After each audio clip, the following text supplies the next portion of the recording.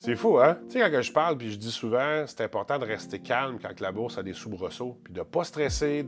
Il y a des choses à faire. C'est bien évidemment, il faut stabiliser le portefeuille. Il ne faut pas faire l'autruche quand ça arrive. Il faut faire des belles actions. Mais tu sais, je suis en train de regarder le S&P 500 depuis le début de l'année.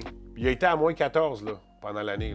Là, en ce moment, il est à moins 3 Pas le fun, moins 3 c'est certain. Mais il est juste à moins 3. Il est à moins 13. Si tu paniques à moins 13 puis tu sors, tu as perdu 10 parce qu'il est remonté. Puis là, l'année n'est pas finie. Est-ce qu'il peut redescendre? Oui, c'est ça la bourse. La volatilité. Mais je trouve ça le fun, je trouve ça intéressant de... Lorsque les grosses nouvelles sortent, là, tout le monde a peur, puis c'est normal, parce que de la façon que c'est fait, là, il y a toute l'angoisse de tout ce qui pourrait arriver de négatif alentour, puis tout ce qui pourrait faire en sorte que le marché s'écroule. C'est légitime, c'est normal et c'est humain. Mais c'est pour ça qu'il y a beaucoup de gestionnaires de portefeuille, il y a beaucoup de gens qui travaillent dans le placement, c'est « Hey, reste calme, tu as une stratégie long terme. Elle a été établie avant cette crise-là. Cette crise-là, elle va passer. On va passer par-dessus. C'est important de ne pas paniquer dans ces moments-là. Puis là, tu sais, je regarde le Nasdaq, ça c'est l'indice technologique. Une manière, il était à moins 15 lui aussi. Puis là, tu vois, il est encore à moins 6,34 à l'heure où je fais la vidéo en ce moment. On est le 9 mai, puis il est 9h38. Mais je sais pas comment la journée va finir. Est-ce que ça va partir vers la hausse ou ça va redescendre en bas? Peut-être que le manipulateur de marché de l'autre bord de la frontière va dire une phrase qui va faire en sorte que ça va s'emballer vers le haut ou vers le bas. En ce moment, il y a énormément de volatilité. C'est important de s'accrocher et de profiter des opportunités. Si,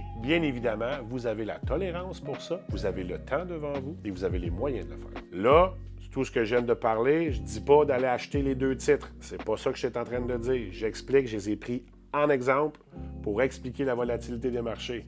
Merci.